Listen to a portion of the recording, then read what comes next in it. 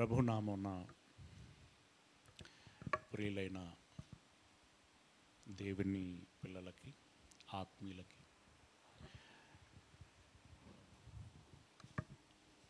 పరిశుద్ధులైన మీ అందరికీ పేరు పేరున నా హృదయపూర్వకమైనటువంటి వందనములు శుభములు తెలియచేస్తూ ఉన్నాను. ప్రియమైనటువంటి దేవుని వాళ్ళరా, సంఘ క్రమము బహుశా ఇది 20వ ఎపిసోడ్ అనుకుంటున్నాను. చివరి వారంలో పరిచర్యలో ఉన్నటువంటి లోటును పూడ్చుట ఎలా అనేటువంటి అంశాన్ని ఆలకించాం. దానిలో ఇంకొన్ని రెఫరెన్స్లు ఉన్నాయి, బట్ నేను దాన్ని పాఠంగా వివరించి చెప్పాలి అని అనుకోవటం లేదు. కానీ చదువుకుంటాము అనుకునేటువంటి వారు రెఫరెన్స్లు ఇస్తాను, మీరు రాసుకొని చదువుకోండి. ముఖ్యంగా ఇక్కడ చెప్పుకోదగినటువంటి విషయం ఏంటంటే,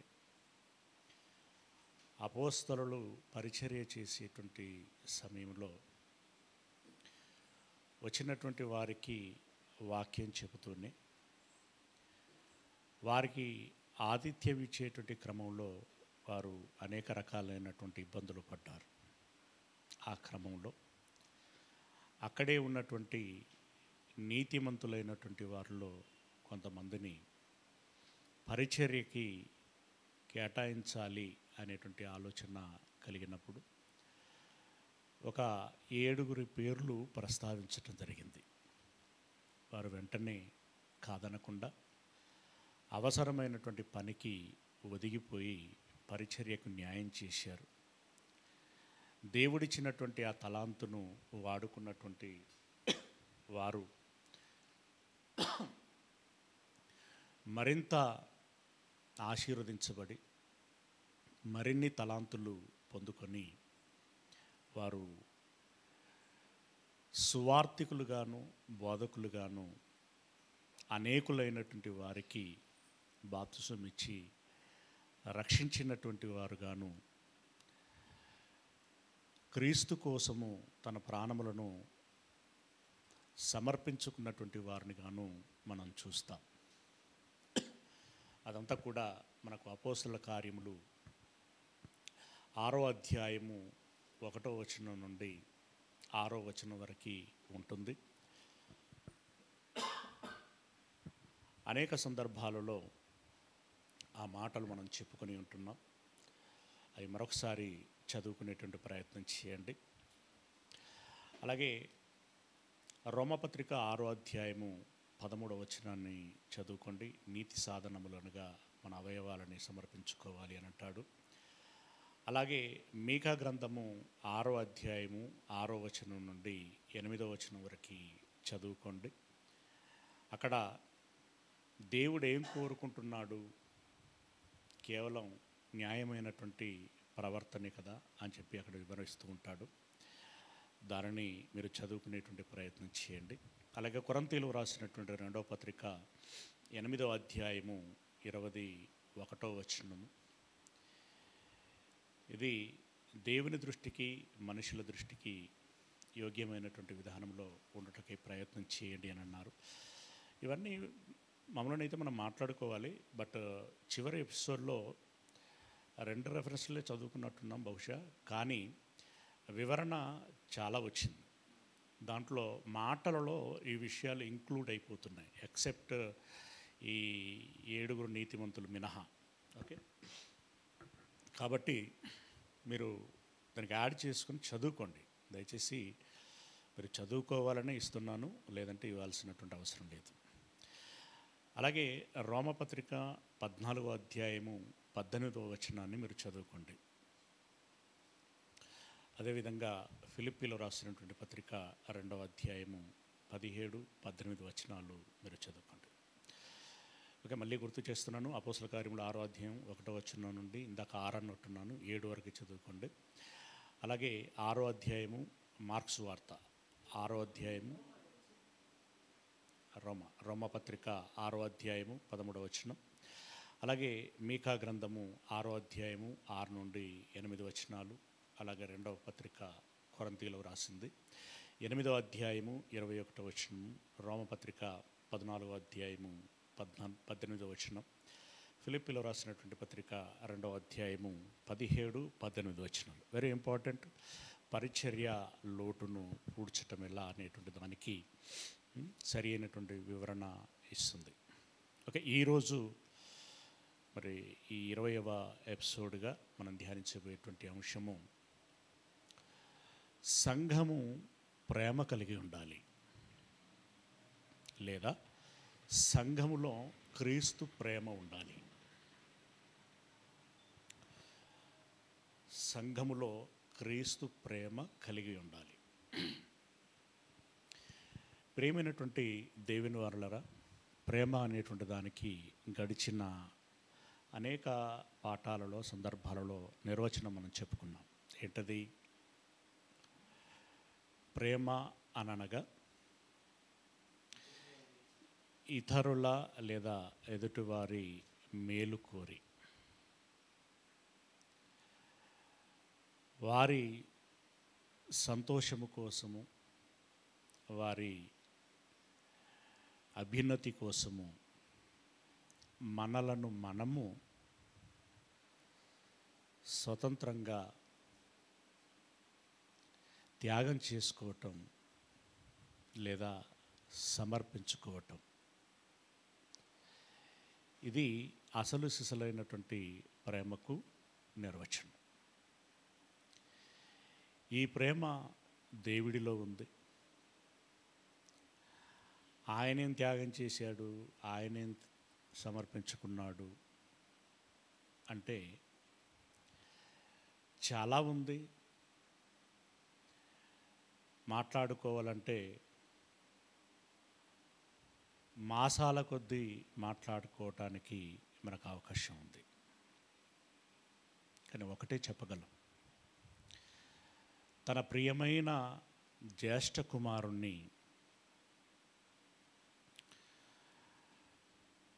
మిగిలిన పిల్లల కోసము బలిచ్చాడు. అబ్రహాము గురించి మనం మాట్లాడినప్పుడు అవును కదా అని అనుకుంటాం. కానీ అబ్రహామునకు ముందే ఒక తండ్రిగా తన అంశ కలిగి పుట్టినటువంటి బిడ్డ, తాను ఎంతగానో ఇష్టపడుతున్నటువంటి ప్రియుడు, తన కుమారుడు యేసయ్యని మనకు సమర్పించాడు, మనకు అర్పించుకున్నాడు. అంటే కుమారుడు దేవా నా చెయ్యి విడిచితివా అని ఆర్తనాదము చేస్తున్నప్పుడు దేవుని మనసు ఏమై ఉంటుందండి?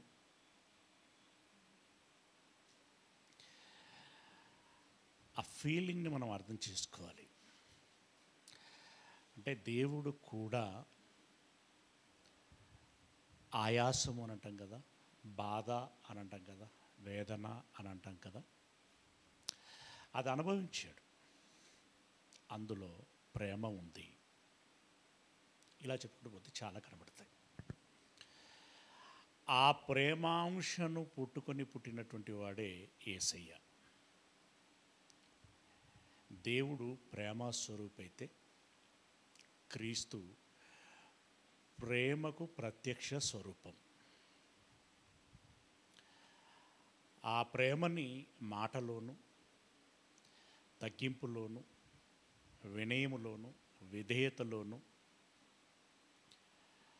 అలాగే హింసించబడటంలోను, హేళన చేయబడటంలోను, అపహాస్యము చేయబడటంలోను,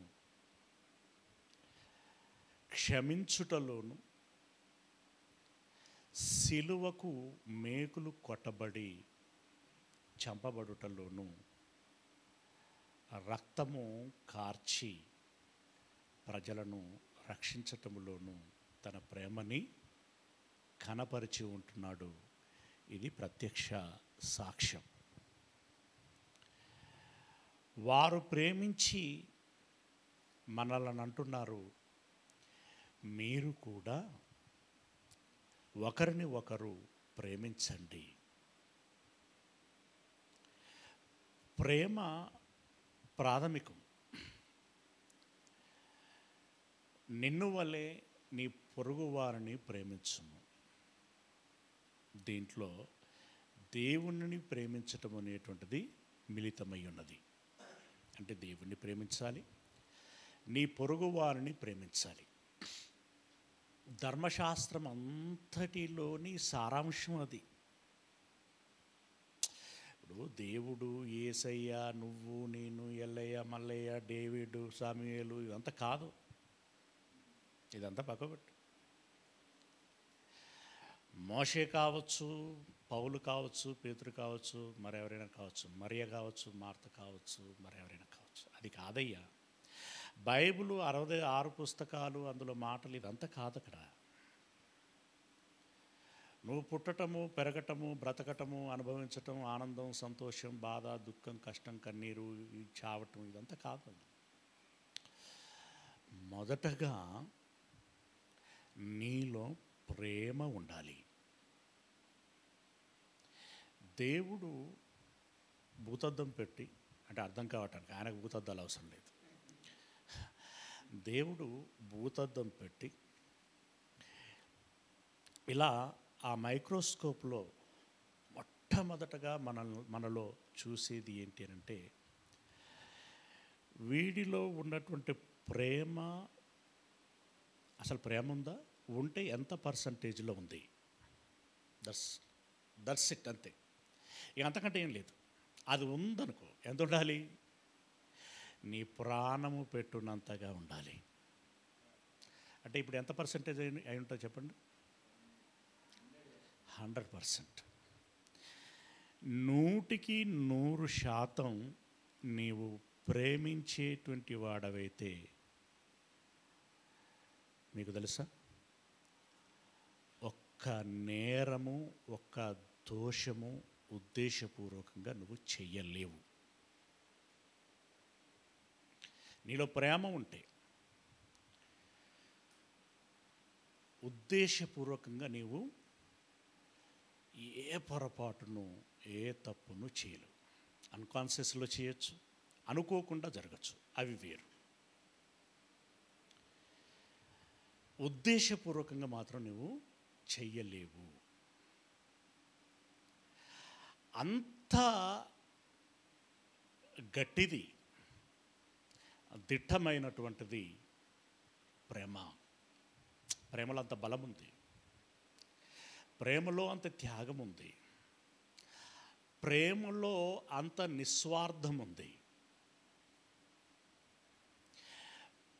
ప్రేమ ఎవ్రీథింగ్, ఎవర్ లాస్ట్.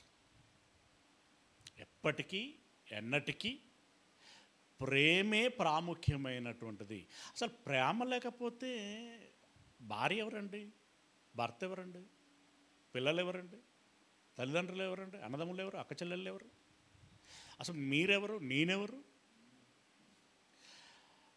ఈ అటాచ్మెంట్ అనేటువంటిది లేదు అసలు.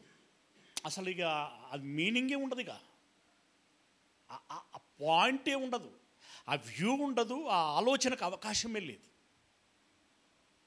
మనల్ని అందరినీ పట్టి ఉంచేది ఏంటి? ప్రేమ. ఇది లేకపోతే మనం ఉండం. నువ్వెవడో, నేనెవడో నిజంగా చెప్పాలంటే అసలు ఈ సమాజ నిర్మాణం అనేటువంటిది జరిగేదే కాదు. ఎస్, ప్రేమ సమస్తానికి మూలం. ఈ ప్రేమ ఉండాలని అందరికీ చెబుతున్నాడు. అందులో అతి ప్రాముఖ్యంగా బాప్తిస్మము తీసుకున్నటువంటి సంఘస్థులకి చెప్తున్నాడు. ఏమని? ఇప్పుడు మనం చదువుకున్నటువంటి కొరింథీయులకు రాసినటువంటి మొదటి పత్రిక 13వ అధ్యాయము ప్రారంభ వచనము నుండి. ఇక్కడ సందర్భం ఏంటంటే, ఎవరికైనా ఏదైనా ఒక స్కిల్ ఉందనుకోండి, టాలెంట్, ఓకే, ఉన్నందుకి నువ్వు సంతోషించటం వరకు ఓకే, సంతోషించి దాన్ని వాడాలి అని అనుకునేంత వరకు ఓకే. కానీ చాలామందిలో ఇక్కడ పాజిటివ్ యాంగిల్ ఉండదు. ఏదన్నా ఒక టాలెంట్ ఉంది అని అంటే వాడిలో మొట్టమొదటగా వచ్చేటువంటిది అతిశయం. అతిశయం వరకు ఆరోగ్యమే, అతిశయించుట వరకు ఆరోగ్యమే. ఈ లెవెల్ దాటిందనుకోండి, ఇది బార్డర్, అతిశయం అనేది బార్డర్. అది ఈ లెవెల్ దాటిందనుకోండి, దాని వెంటనే వచ్చేది ఏంటి? అహంకారం, గర్వం. ఓకే, ఇవి అనారోగ్యకరమైనటువంటివి. అయితే దేవుడు ఇచ్చినటువంటి కృపావరములను బట్టి చాలామంది గర్వపడ్డారు. గర్వపడి ఇక రకరకాలుగా ప్రవర్తించటం ప్రారంభించారు. ఇప్పుడు కూడా మనం చూస్తూ ఉంటాం. ఈ రకరకాలుగా ప్రవర్తించేటువంటి క్రమంలో ఎప్పుడైతే నీకు గర్వం వస్తుందో మనోనేత్రములు మూసుకుపోతాయి. అవునా? ఎప్పుడైతే మనోనేత్రములు మూసుకుపోతాయో ప్రేమ అనేటువంటిది బయటికి వ్యక్తం కాకుండా ఆగిపోతుంది. పిల్లరా, అప్పుడు పౌలు గారు బాధపడుతూ, మీకు ఎన్ని వరాలు ఉంటే మట్టుకు ఏం ప్రయోజనమయ్యా?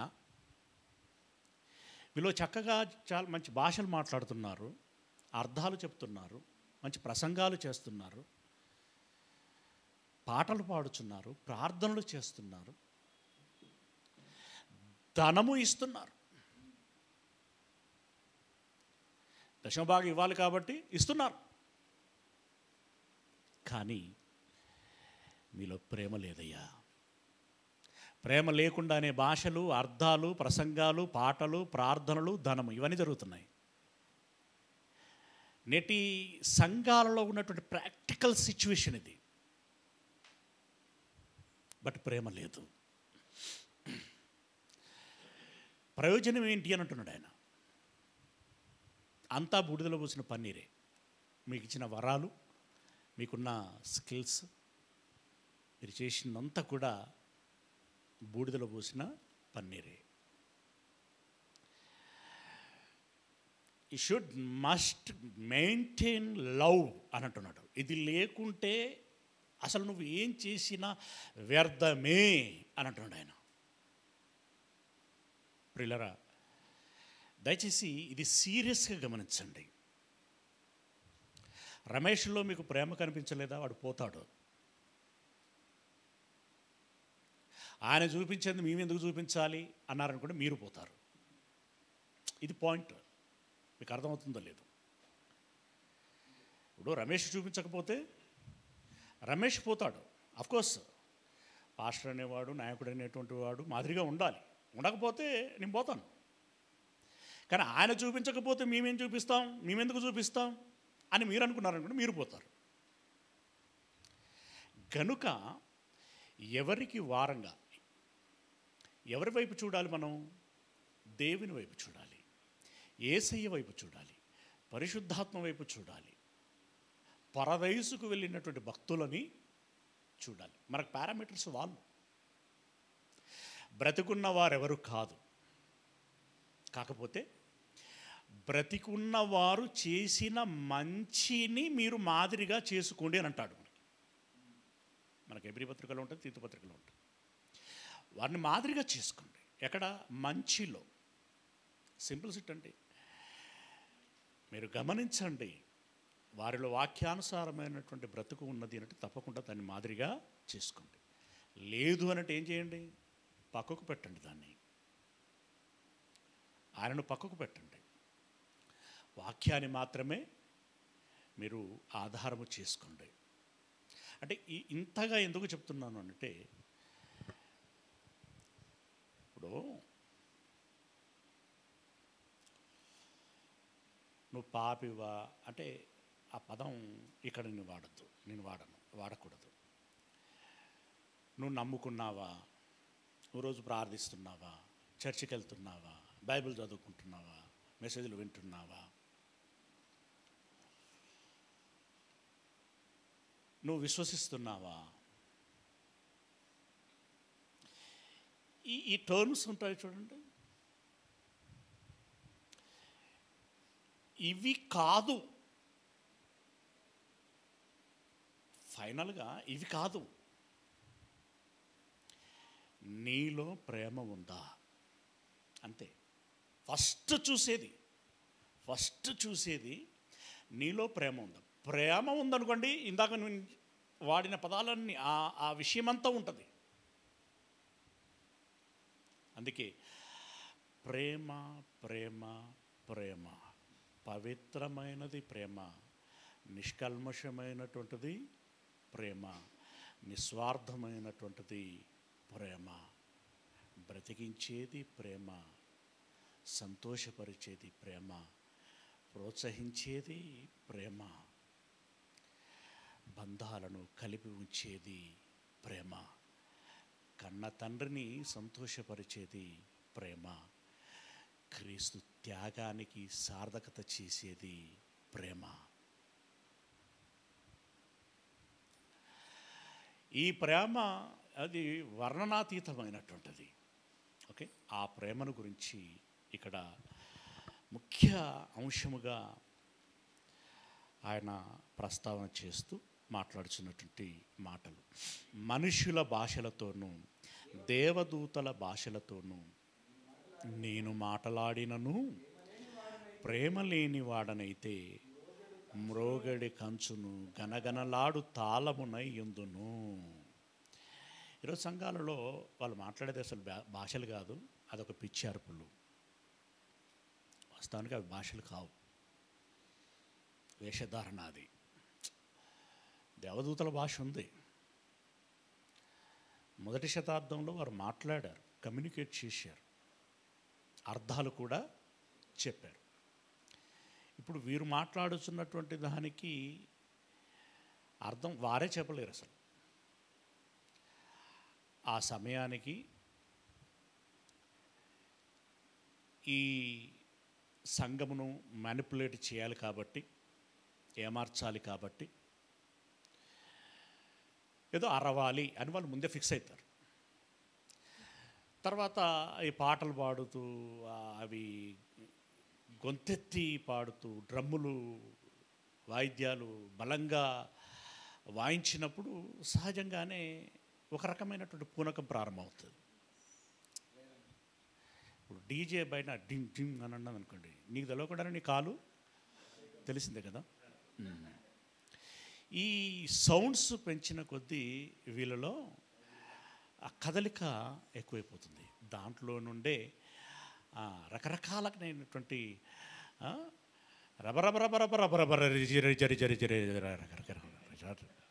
రిబక్కరి జరబరబరబరబర అన్నట్టు.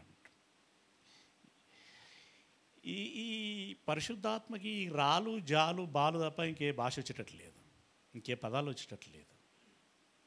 అలా ఎక్స్ప్రెస్ చేస్తూ ఉంటారు. ఓకే పిల్లరా, ఇదంతా వేషధారణ. కానీ రియాలిటీగా ఉన్నప్పటి రోజుల గురించి మాట్లాడుతున్నాడు ఆయన. నువ్వెంత భాష మాట్లాడినా,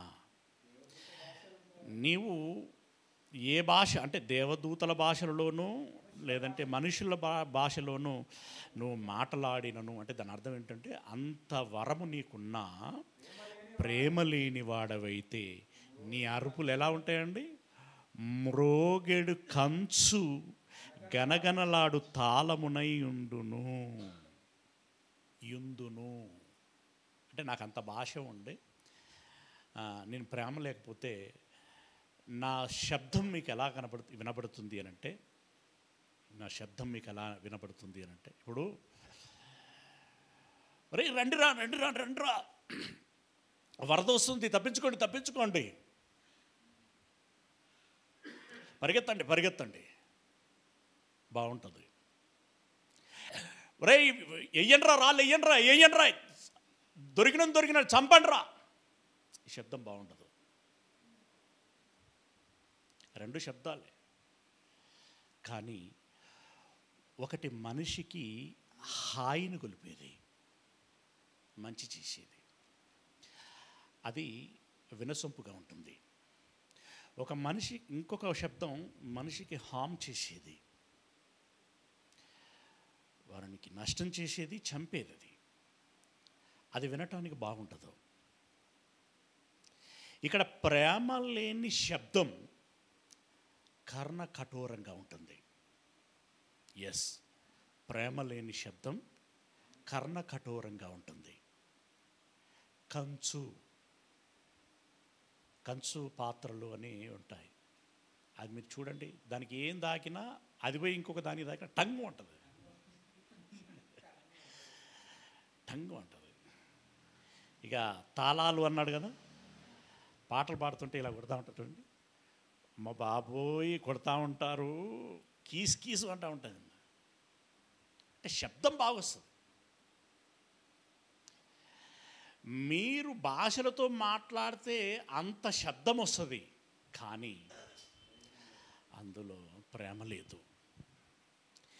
ప్రేమ లేని భాష, ప్రేమ లేని శబ్దం వ్యర్థం అన్నాడు. అంటే చూడండి, ప్రేమకి ఎంత ప్రాధాన్యతనిస్తున్నాడు. ఓకే, తర్వాత ఏమంటున్నాడు అని అంటే, ఏమంటే ప్రవక్త అంటే not a simple, he's a great personality. Is అనొద్దేమో, ఎందుకంటే ప్రస్తుతం లేరు కాబట్టి. ఓకే, చాలా గొప్ప పాత్ర వాళ్ళది, విశేషమైనటువంటి పాత్ర. అయినా అని అంటున్నాడు, ప్రవచించు కృపావరము కలిగి మర్మములన్నీయు జ్ఞానమంతయు ఎరిగిన వాడైనను. రీసెర్చ్ అంటాం కదా మనం, బైబిల్ని బాగా పరిశోధించాలి. ప్రతి విషయంలో పరిపూర్ణమైనటువంటి అవగాహన కలిగి ఉండాలి. చదవాలి. అఫ్కోర్స్ మనం చేస్తున్నాం. బట్ ఇందాక చెప్పినట్టుగానే భాషల వరాలు కలిగి ప్రేమ లేకపోతే అది కనకనలాడు కంచు లాంటి శబ్దమై ఎలా వ్యర్థమైపోతుందో, నువ్వెంత రీసెర్చ్ చేసినా, ఎన్ని మర్మములు బయటపెట్టినా అని అంటున్నాడు అక్కడ. నువ్వు ఎన్ని మర్మములు బయటపెట్టినా, అఫ్కోర్స్ మనం ఫీల్ అవుతూ ఉంటాం అప్పుడప్పుడు. చాలా సంగతులని మనం రీసెర్చ్ చేసి ఇప్పటి వరకు మన దృష్టికి రానటువంటి సంగతులని మనము వెల్లడి చేయగలిగాము, అతిశయిస్తాం. కానీ ప్రేమ లేకపోతే నేను గంటలకు చదివినా, రోజులు చదివినా, రాత్రింబగల్లో చదివినవరు అబ్బాయి, బట్ అందులో లవ్ లేదు, వేస్ట్ అన్నాడు. అంటే ఇప్పుడు ప్రేమ లేకపోతే నువ్వు నేను అందరం వేస్టే. ఎస్, ప్రేమ,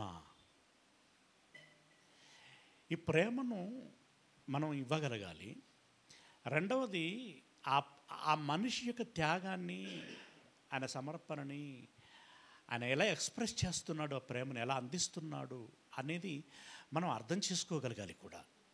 అఫ్కోర్స్ దేవునికి అయితే అది ఆ ప్రస్తావన అవసరం లేదు, ఇక దేవుడికి తెలిసిపోతుంది.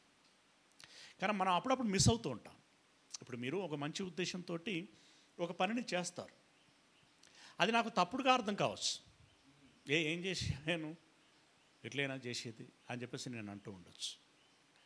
కాబట్టి వాళ్ళు వ్యక్తం చేసేటువంటి ప్రేమని అర్థం చేసుకోగలిగేటువంటి మనసు మనకు ఉండాలి, స్వీకరించేటువంటి మనసు కూడా మనకు ఉండాలి. ఓకే, అలా మర్మములన్నీయు జ్ఞానమంతయు ఎరిగినవాడవైనను. అబ్బో, ఒక దగ్గర యేసయ్య చెప్తాడు కదా, మీకు విశ్వాసం ఉంటే, ఆవగింజంత విశ్వాసం ఉంటే ఈ కొండను ఇక్కడి నుండి అక్కడ వేయగలరు అని అన్నాడు. స్థానభ్రంశం చేయించగలరు అన్నారు. అంత విశ్వాసం ఉన్నను అని అంటున్నాడు. కొండలను పెకిలింపగల పరిపూర్ణ విశ్వాసం గలవాడనైనను ప్రేమ లేని వాడనైతే నేను వ్యర్థుడను. వాళ్ళను ఉద్దేశించి, అంటే వాళ్ళు ఫీల్ అవుతారని అన్నీ నేను అని చెప్పుకుంటున్నాడు ఆయన పాపం. మరి బోధకుల కష్టాలు అట్లుంటాయి. మరి నేరుగా చెప్తే మనం ఒప్పుకోం కదా. ఏం మాట్లాడుతున్నావా అని అంటారు మళ్ళీ కొరింథీ సంఘస్థులు వెంటనే. అంటే మేము ప్రేమ లేని వాళ్ళ లెక్క కనబడుతున్నాం నీకు.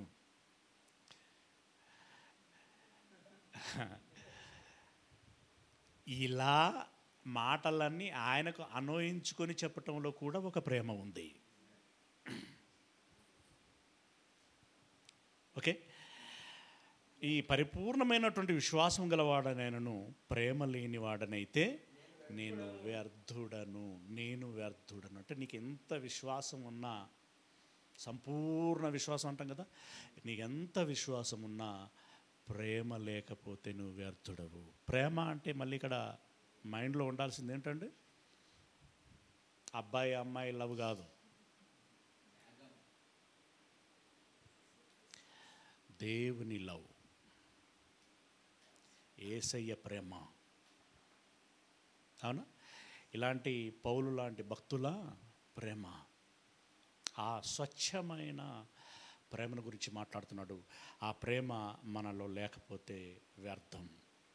తర్వాత 3వ వచనం, బీదల పోషణ కొరకు నా ఆస్తి అంతయు ఇచ్చినను. అసలు ఇక్కడ ఇది చాలా ఆలోచించాల్సినటువంటి పాయింట్ అండి. ఇప్పుడు ఆస్తి అంతా ఎవడివ్వగలుగుతాడండి మామూలుగా? ఉన్నదంతా. ప్రేమ ఉన్నోడా లేనోడా? మళ్ళీ ఇక్కడ ఇదేంటి అసలు? కొందరికైతే అసలు ఫ్రస్ట్రేట్ అయిపోతారు. అసలు ఇంకేందిరా ప్రేమ అంటే, ఉన్నదంతా ఇచ్చేసాను ఇంకా ప్రేమ లేదంటాడు ఏంది ఆయన అంటే. అక్కడ అదే ఉంది, బీదల పోషణ కొరకు నీ ఆస్తిని అంతయు ఇచ్చినను ప్రేమ లేని వాడవైతే నువ్వు వ్యర్థుడవు అని అంటున్నాడు. నిజంగానైతే బట్టలు చెప్పుకుంటాడండి వాడు.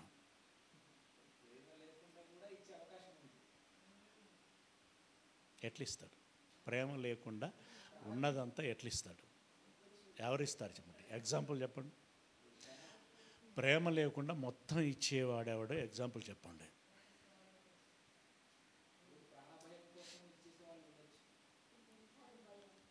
అది భయం.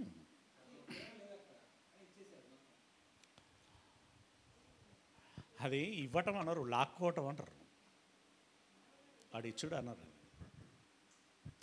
అంటే నువ్వు అన్నట్టు భయపడిస్తాడే తప్ప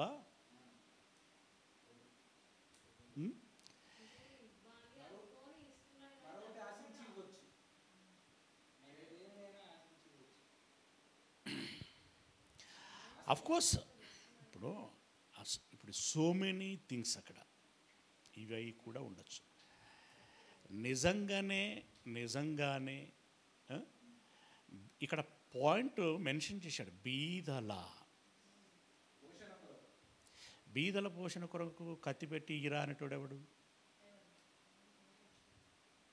ఇప్పుడు ఇందాక నువ్వు అన్నట్టుగా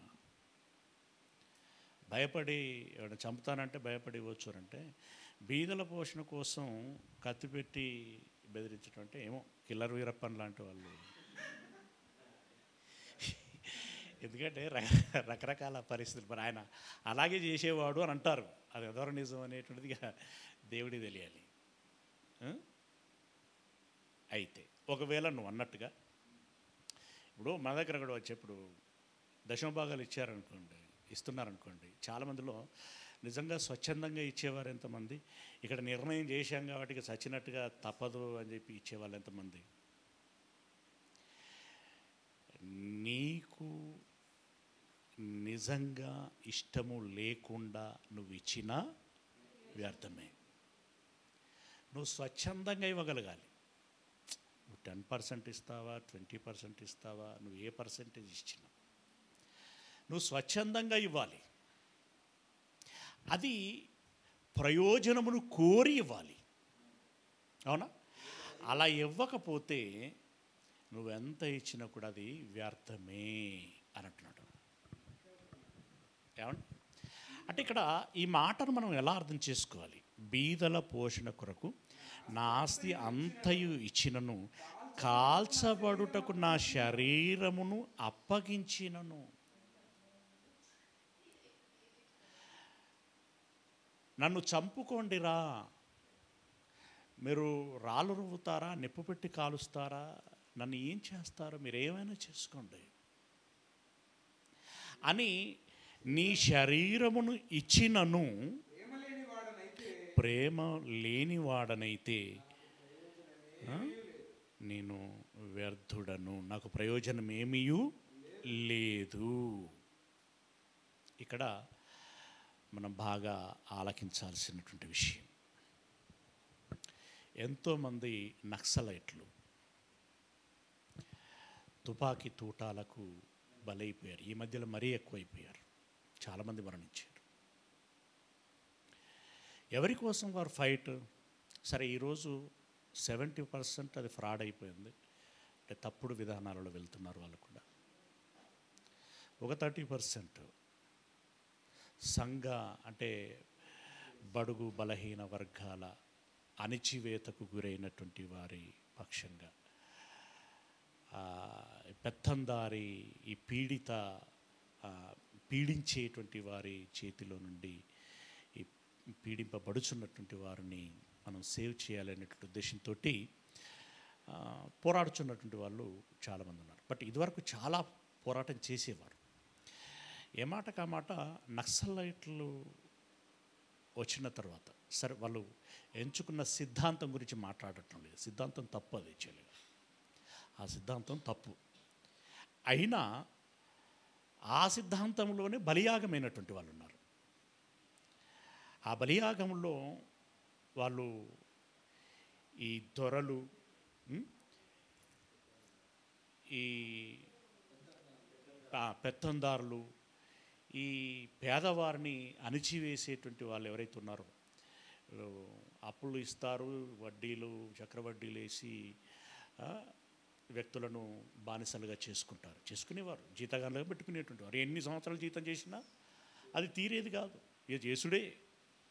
తాతల కాలం నుంచి మనవళ్ళ దాకా అది నడుస్తూనే ఉంటుంది. అది ఆ పేపర్ మాత్రం అమౌంట్ తగ్గదు. అది ఓకే. వీడికి ఉన్నటువంటి భూములని లాక్కుంటారు, వీడి కష్టాన్ని లాక్కుంటారు, వీడి శ్రమని లాక్కుంటారు.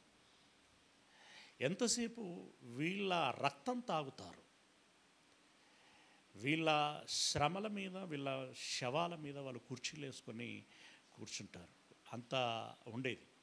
కానీ భయపెట్టో, అదిరించో, బెదిరించో, వీడు చచ్చో, ఎదుటివాడిని చంపో, వారిలో కొంచెం భయం పుట్టించి కొంచెం ఆ పరిస్థితిలో, ముఖ్యంగా తెలంగాణ ప్రాంతంలో ఆ పరిస్థితిలో మార్పు రావటానికి కారకులయ్యారని చెప్పొచ్చు. కానీ ఎంతోమంది మరణించారండి, ఎంతోమంది మరణించారు. ఇలా నక్సలైట్, ఈ ఇంకా రకరకాల పేర్లు ఉన్నాయి కదా వాళ్ళలో, వీళ్ళందరూ ఓకే అలా బలైపోయినటువంటి వాళ్ళు ఉన్నారు. ఇక డబ్బులు ఇచ్చినటువంటి వారు అంటారా, ఇచ్చారు. ఇప్పుడు రకరకాల చోట్ల అన్నదానాలు జరుగుతున్నాయి, రకరకాల పేరట, మీకు అర్థమైంది అనుకుంటున్నాను. రకరకాల పేరట అన్నదానాలు జరుగుతున్నాయి. అన్నదానం అంటే మరి ఎంతో కొంత పెట్టాలి కదా. కొందరు కలిసి పెడతారు, కొందరు వారి ఇండివిజువల్గా పెడతా ఉంటారు. వాళ్ళ ఫ్యామిలీస్ చెప్తూ ఉంటారు, ఉన్నదంతా ఊడిసి పెడుతున్నాడండి, ఈ సేవా కార్యక్రమం, ఆ సేవా కార్యక్రమం అని చెప్పేసి పెడుతున్నారు. ప్రియులారా, అక్కడ నువ్వెంత పెట్టినా, ఏ కాన్సెప్ట్తో పెడుతున్నావు, ఏ ఆలోచనతో పెడుతున్నావు, ఏ జ్ఞానంతో పెడుతున్నావు, ఏ దృక్పథంతో పెడుతున్నావు. ఇప్పుడు యేసయ్య అన్నాడు, మిక్కిలి అల్పులైనటువంటి ఈ మీ సహోదరులలో కొందరికి మీరు చేశారు గనక నాకు చేసినట్లే. ఇది వ్యాలిడ్ పాయింట్. అంటే వాళ్ళకు చెయ్యాలి. అయితే ఇక్కడ ఇలా చేస్తే మంచిది. ఎవరికి మంచిది? నో, అది అక్కడే మిస్ అవుతున్నారనమాట. చేసిన వాడికి మంచిది కాదు, చేయబడుచున్న వారికి మంచిది. అర్థమైందా? కాలేదు ఇంకా. ఇప్పుడు ఆకలితో ఉన్నవాడికి నువ్వు అన్నం పెడుతున్నావు, పెట్టినోడికి మంచిదా, తిన్నోడికి మంచిదా?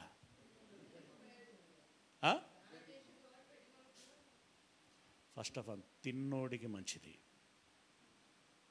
ఓకే, నువ్వు నీకు చెయ్యమన్న బాధ్యతను నువ్వు నిర్వర్తించు. నువ్వు చేయమన్న బాధ్యతను నువ్వు నిర్వర్తించు. ఫలము అనేటువంటి దేవుడికి అప్పగించు. నువ్వు ముందే నాకు ఇది వస్తుంది కనుక నేను చేస్తానంటే కండిషనల్గా చేస్తున్నట్టు. నీకు మీకు సూక్ష్మ పాయింట్ అర్థం కావాలి. కండిషనల్గా కాదు. ఇప్పుడు రేపొద్దున ఇలా చేసి నువ్వేమంటావు? నేను చేశాను కాదా దేవా, ఏమైంది అని అంటావు. అది వద్దు అని అంటున్నాడు. అది చిన్న చిన్న పాయింట్.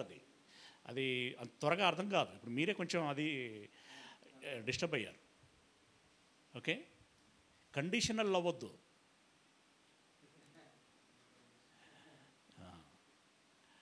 Without condition.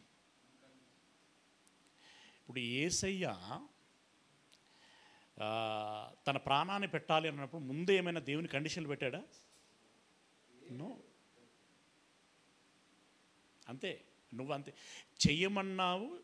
చెయ్యమన్నాడు దేవుడు, చేయాలి. అలా కాదు అసలు.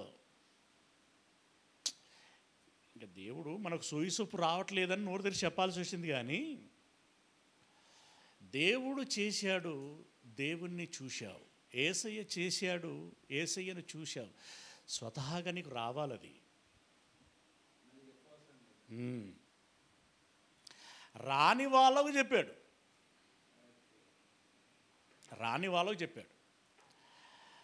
సరే నీకు స్వతహాగా లేదా చెప్పటం మూలంగా వచ్చిన లవ్ ఏదైతే ఉందో, నా దేవుడు నాకు చెప్పాడు, నేను చేస్తాను, తర్వాత సంగతి తర్వాత, అలా ఉండాలి. కానీ అలా లేకుండా, ఆ మనస్సు లేకుండా నువ్వెంత చేసినా, చూసారా, ఇది చాలా డేంజరస్ ఎడ్జ్ పాయింట్. అది నువ్వెంత చేసినా. ఇప్పుడు ఒక మర్మం బయటికి తీసినావా, ఇంత తీసినా ప్రేమ లేని వాడనైతే వ్యర్థుడను. ఎంత డేంజర్ కదా. దేవుడు సామాన్యుడు కాదు. ఆయన జీవము గల దేవుని చేతిలో పడుట బహు. యేసయ్య వేసిన మార్గం జాతీయ రహదారి కాదు. అది ఏం రహదారి? అది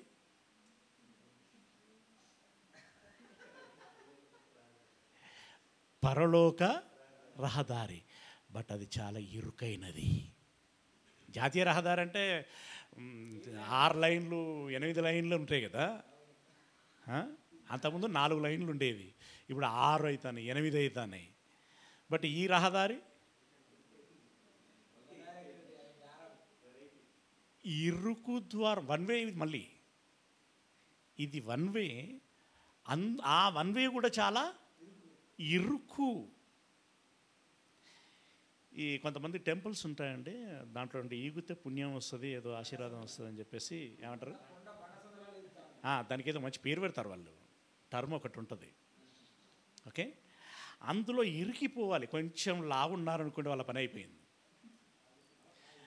స్టక్ అయిపోయారు చాలామంది. అక్కడికి పోయిన తర్వాత వాళ్ళు అటుపోలేరు, ఇటు రాలేరు. దానివలన ఏం ప్రయోజనము?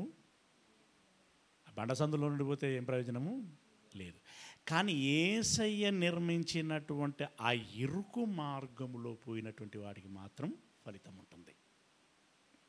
అయితే దయచేసి మీరు ఇక్కడ ఇది చాలా జాగ్రత్తగా మెయింటైన్ చేయాలి.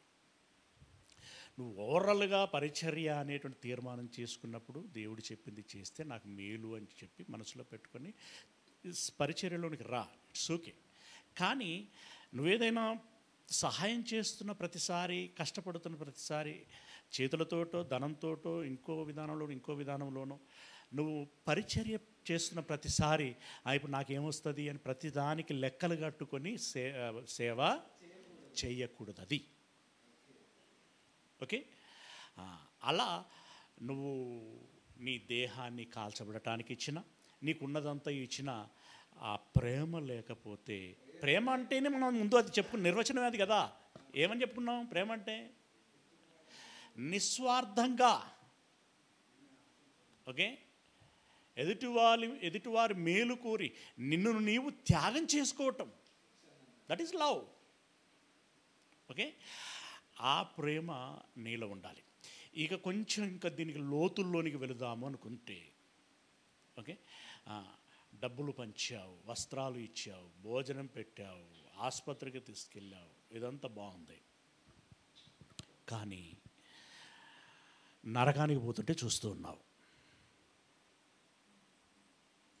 అర్థమైందా?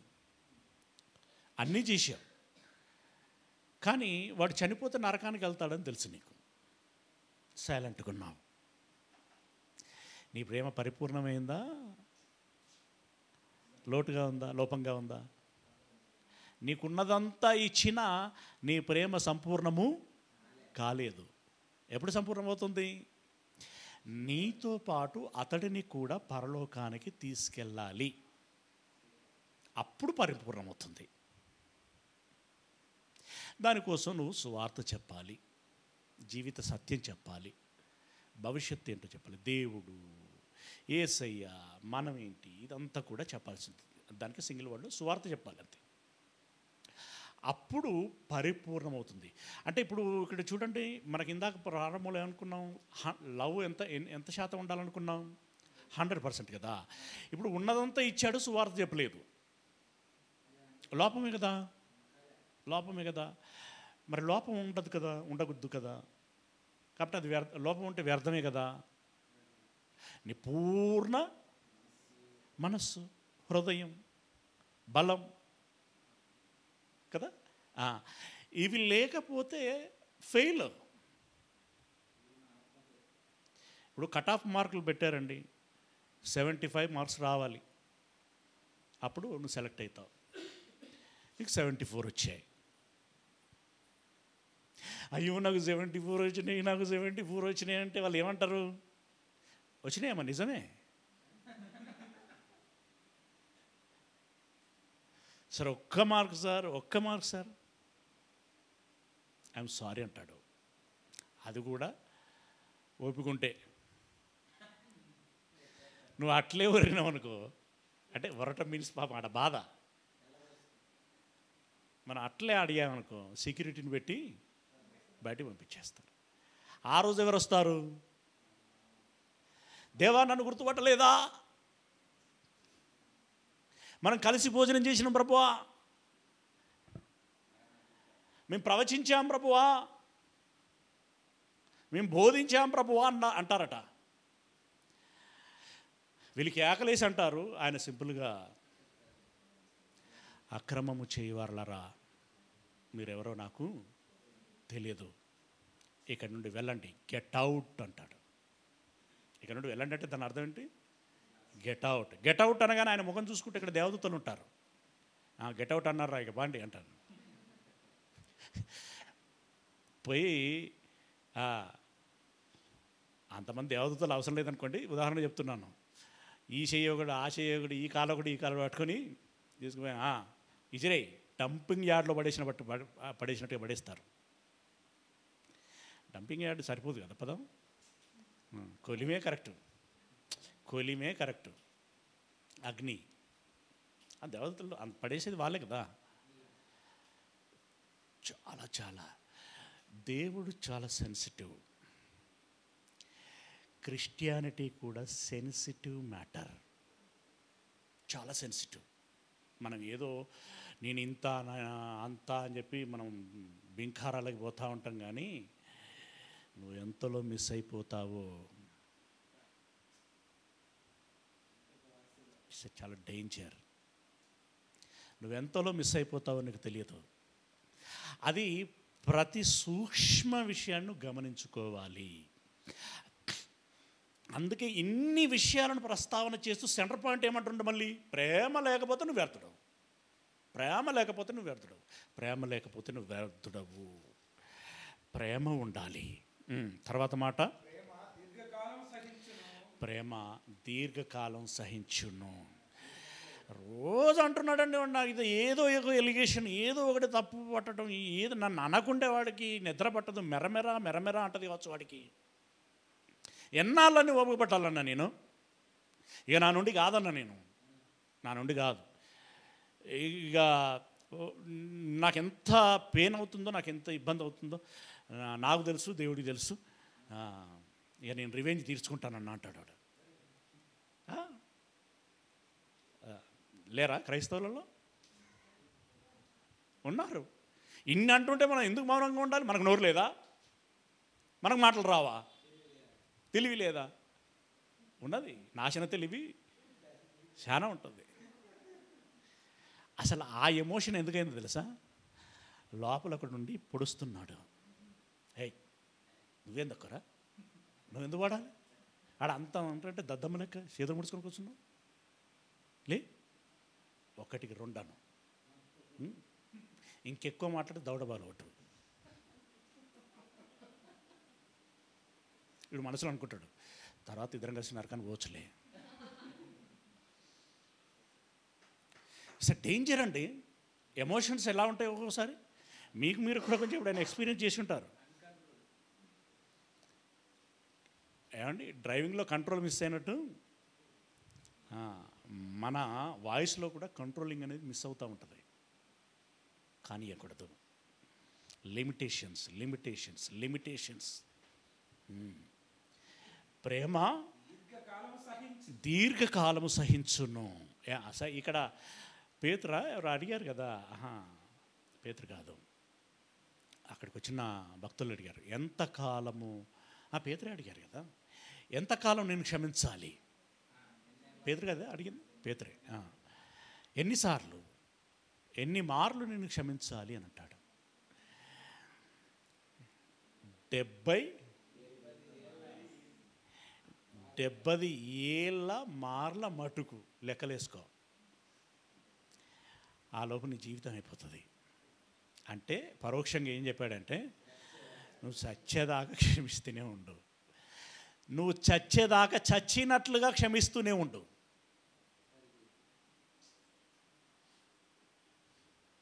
ఏంటి క్రిస్టియానిటీ అంటే తేరగా వచ్చేది అనుకుంటున్నావా? క్రిస్టియానిటీ అంటే అంత జోక్ అనుకుంటున్నావా? అంత సింపుల్ అనుకుంటున్నావా? బాప్తిసం తీసుకొని పేరు మార్చుకొని తెల్లబట్టలు వేసుకొని బైబిల్ పట్టుకుంటే క్రిస్టియన్ అయిపోతావా నువ్వు? ఎవడు అసలు అవి పరిగణలోనికే రావు. పేరులో ఏమీ లేదు, ఊర్లో ఏమీ లేదు, వస్త్రంలో ఏమీ లేదు. ఈవెందో నీ చేతిలో బైబిల్ పట్టుకున్నా కూడా ఏమి లేదు. చాలామంది అండి, పాస్టర్ గారు గృహదర్శనకు వచ్చిన చేతిలో బైబిలే లేదు. గుండెలో లేకపోయినా పర్వాలేదు, చేతుల్లో బైబిల్ ఉండాలి. ప్రార్థన చేసేటప్పుడు బైబిల్ ఉండాలి, ఇంటికి పెట్టేటప్పుడు బైబిల్ ఉండాలి. ఇంకే పాస్టర్ అంటేనే చేతిలో బైబిల్ ఉండాలి. మరి హృదయం అనే పలక, ఆ పలక ఎవడు కావాలి? అంటే ఎంతసేపు అపియరెన్స్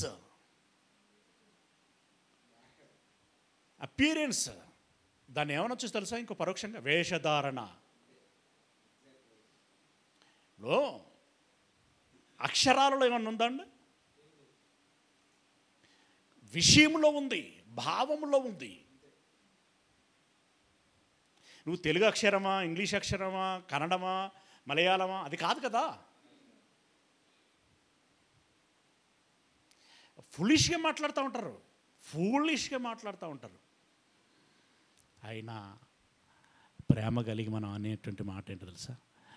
అవును బ్రదర్, మర్చిపోయాం.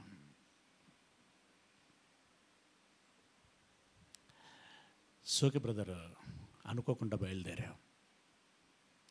ఉండాలి బ్రదర్, ఉంటే మంచిది. అమ్మ వీడు తెలుసుకున్నాడు రా అనుకుంటాడు, నేను చెప్పిన రా అని అనుకుంటాడు. సరే, ఇక అంతకంటే డీప్ డిస్కషన్ కూడా మంచిది కాదు. Okay, right. ఏమన్నాడు? ఎన్నో వచనం 4వ వచనం. ప్రేమ దీర్ఘకాలం సహించును, దయ చూపించును. ప్రేమ మత్సరపడదు, డంబముగా ప్రవర్తింపదు, అది ఉప్పొంగదు అని అన్నాడు. దీర్ఘకాలం సహించును, అర్థమైంది కదా. దయ చూపించును, అర్థమైంది, వివరణ అవసరం లేదు కదా. ఓకే, దయ చూపించును. మచ్చరపడదు. మచ్చరపడదంటే రమేష్ అన్న ఎప్పటికీ వాళ్ళకే ప్రయారిటీ ఇస్తూ ఉంటాడు.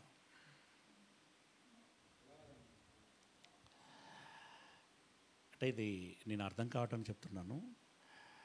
మచ్చరపడదు అంటే ఇక్కడ మత్సరము అనేటువంటి పదానికి ఈర్ష్యపడదు.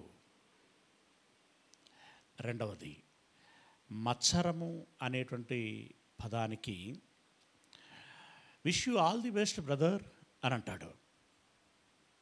కానీ సాయంకాలంలోపు వీడికి ఏదో ఒకటి జరగాలి. ఏదో ఒకటి అంటే బ్యాడ్గా ఏదో ఒకటి జరగాలి, ఏదో ప్రమాదం జరగాలి, ఏదో సంఘటన జరగాలి. ఓకే, ప్రియులరా, అంటే కపటం అన్నమాట. ఈర్ష్య, ద్వేషం అంటే మనసులో ఒకటి ఉంటుంది, మాటలో చేతుల్లో మరొకటి ఉంటుంది. మత్సరము అంటే అభిప్రాయ భేదము. ఇలా పర్యాయ పదాలు చాలా ఉంటాయి. ఓకే, సందర్భాన్ని బట్టి అది ఒదుగుతుంది. మత్సరపడదు. తర్వాత ఓ నేనే తుర్రు ఇంత అంత అని చెప్పదు. కొన్ని బోధలు మీరు వినుంటారు. సత్యం అంటే ఇక్కడనే ప్రోడక్ట్ అవుతుంది, ప్రొడక్షన్ కంపెనీ ఇక్కడే, ఇంకెక్కడా పుట్టదు.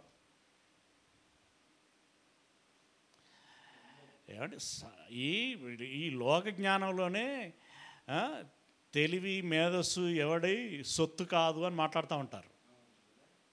జ్ఞానం ఎవడి సొత్తు కాదు, ఎవడబ్బా సొమ్ము కాదు అని అంటూ ఉంటారు. అలాంటిది దైవ జ్ఞానం విషయంలో నేనే ఓనర్ని అని చెప్పుకోవడానికి నువ్వెవడివి అసలు? విన్నారా ఈ మాటలు ఎప్పుడన్నా? మా దగ్గర తప్పది. నువ్వేదైనా విషయం చెబితే ఇవి నాకు ఇది తెలిసింది నేను చెప్పిన, ఇదివరకు ఎవరైనా చెప్పారో లేదో నాకు తెలియదు, బట్ నాకు తెలిసినంతవరకు ఇదిగో నాకు ఫస్ట్ తెలిసింది, ఇదిగో నేను చెబుతున్నా అని చెప్పు. అంతేగాని ఇంకెవ్వరు చెప్పరు, నేను మాత్రమే చెబుతున్నానంటే నీకు వినబడనంత మాత్రాన నువ్వు చెప్పినట్టు కాదు. ప్రపంచం చాలా విశాలమైనటువంటిది, అనేక రకాలైనటువంటి భాషలు. ఈరోజు బైబిల్ అనేక భాషల్లో ఉంది.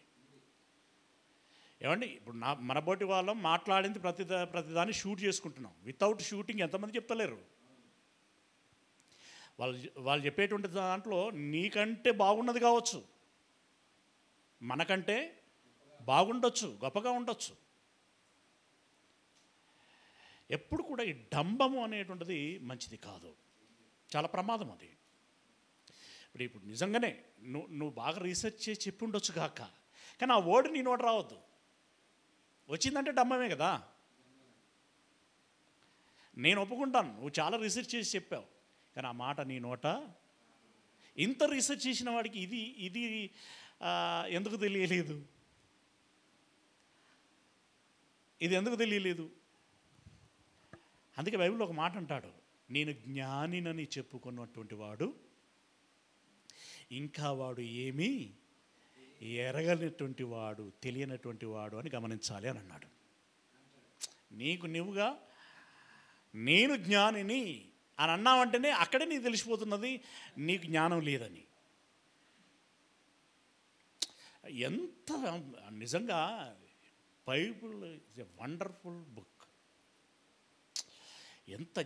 ఎంత గొప్పగా చెప్తుందంటే అంత గొప్పగా చెప్తుంది, మనమే మిస్ అవుతున్నాం.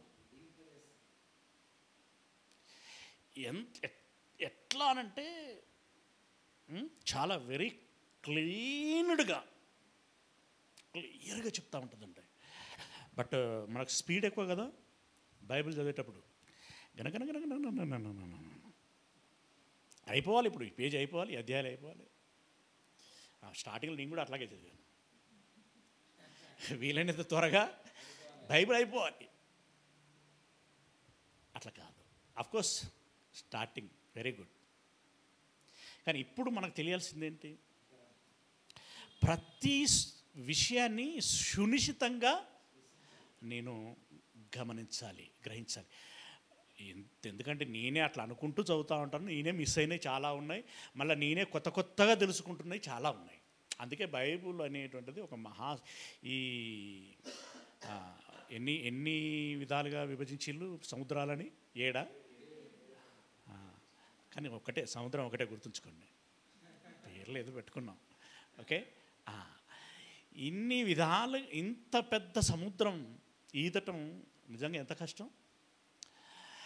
అలాగే బైబుల్ అనేటువంటిది ఈదటం కూడా నిజంగా నువ్వు ఈదాలనుకుని ఈదితే అంతకంటే కష్టం ప్రియులారా. కాబట్టి మనం ఏం చేస్తూ ఉండాలంటే ఈదుతూ ఉండాలంతే.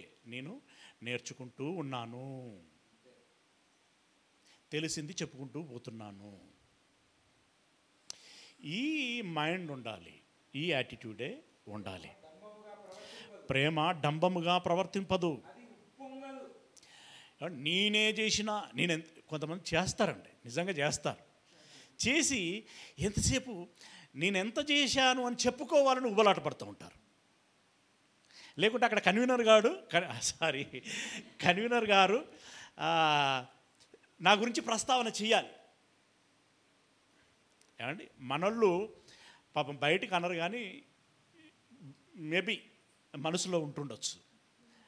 కొంచెం పలకరిస్తే అదో సంతృప్తి. పలకరిస్తే ఏంటి మీన్స్, ఇదిగో ఈయన చేశాడు, ఇంత గొప్పగా చేశాడు అని అంటే అదొక సంతృప్తి. అఫ్కోర్స్ చెయ్యాలి, వీళ్ళు గుర్తించాలి, చేసినందుకు వాళ్ళు సంతృప్తి పడాలి. కానీ ఎంతసేపు నా గురించి చెప్పాలి అనేటువంటి మైండ్ సెట్ ఉండకూడదు.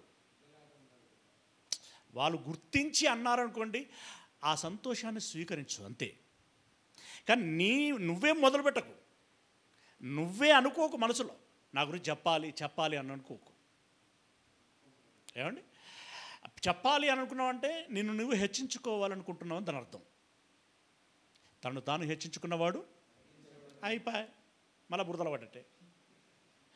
నువ్వు అంత చేసి, నిజంగా చేశావు, నువ్వు అంత చేసి నా గురించి చెప్పాలి అని అనుకున్నావంటే వ్యర్థం అయిపోయింది అక్కడ. ప్రియులరా, నీ ఇదివరకు మన దగ్గరనే చెప్పినా, ఇంకా కొన్ని చెప్పినట్టున్నా, ఆ కన్వీనర్ గారికి గడికి పొడుస్తూ ఉంటారండి వీళ్ళు.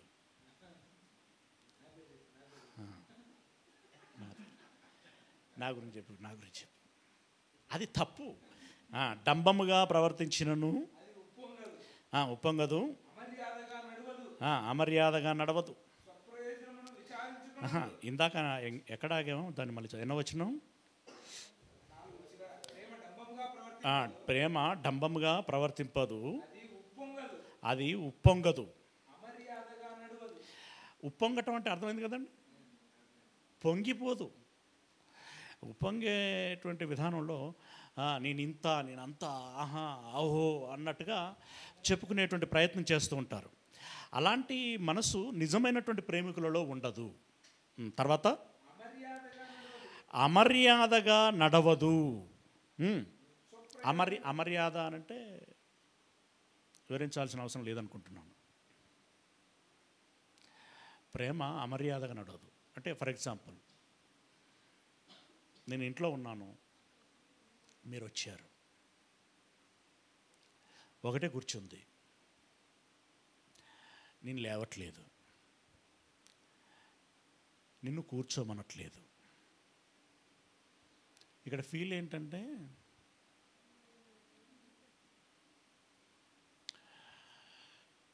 అవును వానికంటే నేను పెద్దోడిని,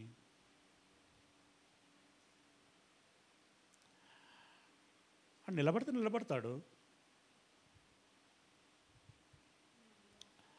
ఆ యాటిట్యూడ్ ఉంటుంది కదా, అది ఉండకూడదు. నువ్వు లేసైనా సరే కూర్చో అన్నా కూర్చో అక్క అని పిలవగలగాలి. సరే, మీరు ఫ్యామిలీ మెంబర్స్, మీ అండర్స్టాండింగ్స్ అది వేరు,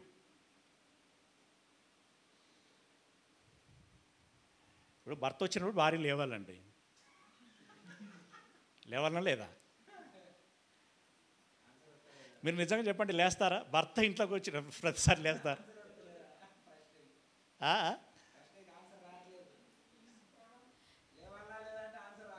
వై? నీ భర్త అంటే గౌరవం లేదా?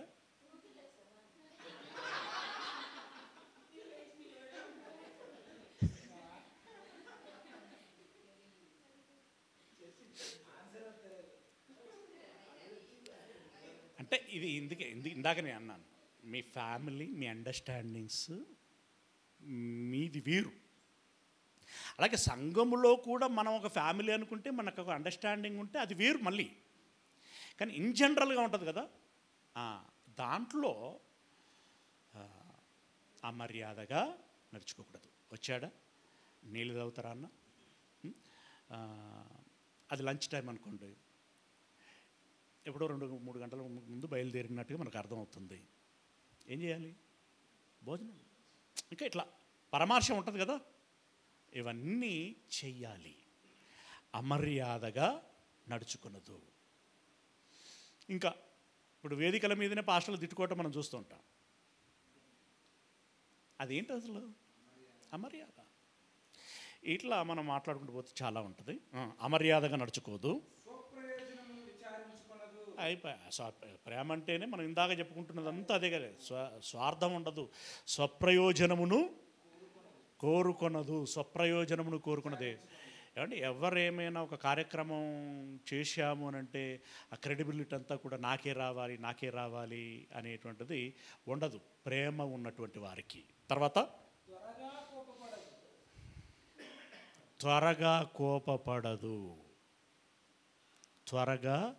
కోపపడదు. మనకు కోపాలు వస్తాయండి? వస్తాయి. అసలు కోపం రావచ్చా?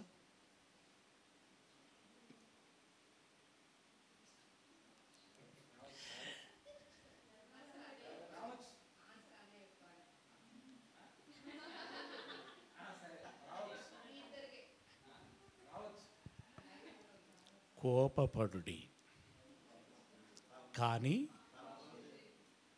పాపం చేయకుడి. అంటే నీ కోపంలో ఏముండాలి? ప్రేమ ఉండాలి. కోపములో కూడా ప్రేమ ఉంటుంది. అయితే ఇంకా పట్టజాలనంత కోపం వస్తుంది అనుకోండి, అయినా నువ్వేం చేయాలి? సూర్యాస్తమయం అవుతున్నదంటే స్నానం చేసినట్టుగా. అందుకే కాపురాలు నడుస్తున్నాయి. లేకుంటే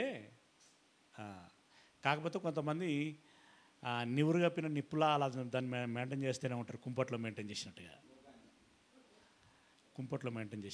మెయింటైన్ చేయకూడదు. జీవక్క, నువ్వు గతంలో ఒక మాట ఇచ్చావు. ఏమనంటే మా ఆయనని శారక్క ఏమని పిలిచిందో ఆ అక్క నా యజమానుడా. నీకెంత బాధ అయినా, ఎంత బాధపడతాను చూడు, నా యజమానుడా అని అన్నావా? అంటే వ్యంగ్యంగా అనడం వేరు. మళ్ళీ మరి అన్న గుర్తించలేదంటే నువ్వు గుర్తించేటట్టుగా అనలేదనే కదా దాని అర్థం.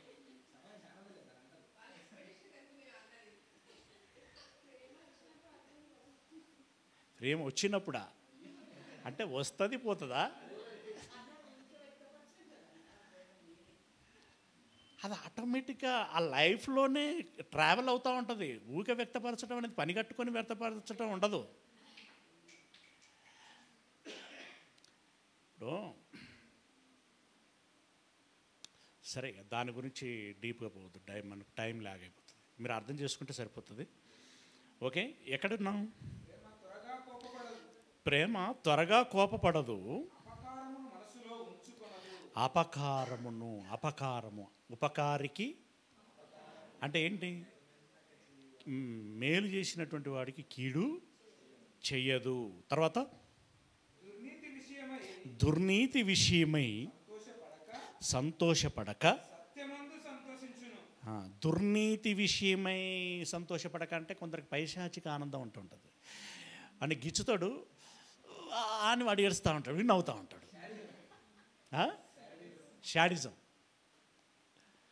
ఏమండి, కాళ్ళల్లో కాళ్ళు పెడతారు, బొక్కబొర్రలు పడంగానే ప్రతి పాయింట్ వ్యాలిడ్ పాయింట్, ప్రతి పాయింట్అవుట్ చేయాల్సినటువంటి పాయింట్. ఓకే, ప్రతి దానిలో ఉద్దేశం అనేటువంటిది ఒకటి ఉంటుంది, అది పరిగణలోనికి వస్తుంది. ఓకే, సెన్సిటివ్ అండి, చాలా సెన్సిటివ్. ఓకే, సంతోషపడక సత్యమందు సంతోషించును, సత్యమందు సంతోషించును అంటే సత్యంలో నడుస్తూ, సత్యములో వారిని నడిపింప చేస్తూ ఆ రకంగా ఉండుటకు ప్రయత్నం చేస్తుంది. తర్వాత అన్నిటికీ తాలుకొనును, అన్నింటికి తాలుకొను అంటే అన్నింటినీ ఓర్చుకొనును, అన్నిటినీ నమ్మును, అన్నిటినీ నిరీక్షించును, అన్నిటినీ ఓర్చును. అన్నిటినీ నమ్మునంటే అబద్ధాన్ని కూడా నిజమని నమ్మడం కాదు అక్కడ, నిజాన్ని నిజమని నమ్మటం. రెండవది అన్నిటినీ నిరీక్షించును అంటే అన్నిటి విషయంలో ఓకే, ఈరోజు కాకపోయినా రేపైనా వీడు మారుతాడు అని ప్రయత్నించటం. ఇప్పుడు పదే ప్రయత్నం ఎప్పుడు చేస్తాం? పదే ప్రయత్నం చేస్తాం. ఎందుకు చేస్తాం? ఈరోజా రేపా, ఈ మాటను బట్ట, ఆ మాటను బట్ట, దీన్ని బట్ట, దాన్ని బట్ట చూసి మారుతారు అని వేచి చూడటం అనమాట. అన్నిటినీ నిరీక్షించును, అన్నిటినీ ఓర్చును. మరి అంతగానం ఈరోజు రేపు మారుతాడని చెప్పి రోజు పోవాలన్నా, కలవాలన్నా, మాట్లాడాలన్నా దానికి ఏం కావాలి? ఓపిక. ఎన్నిసార్లు అనిపోతాం అన్నట్టుగా ఉంటుంది మన మైండ్ సెట్ మామూలుగా. ఓకే, అయితే అన్నిటిని ఓర్చును, తాలుకొనును. ప్రేమ శాశ్వత కాలము ఉండును, ప్రవచనములైనను నిరర్ధకములగును, భాషలైనను నిలిచిపోవును, జ్ఞానమైనను నిరర్ధకమగును అని అన్నాడు. ఏమండి, నేను ఈరోజు ఈ టాపిక్ పూర్తి చేయాలనుకున్నాను, బట్ చేయలేకపోతున్నట్టున్నాను కదా. టైం అప్ అయింది కదా, టైం అప్ అయింది. ఓకే, 8వ వచనం వరకు చదువుకున్నాం ఈరోజు, 7వ వచనం వరకు చదువుకున్నాం. అదేనా? 7 వరకే చదువుకున్నట్టు, 8 మనం వివరించుకోవాలి. దేవుని చిత్తం అయితే వచ్చే వారము దీన్ని వివరించుకుందాం. అంటే బోరు కొడుతుందండి.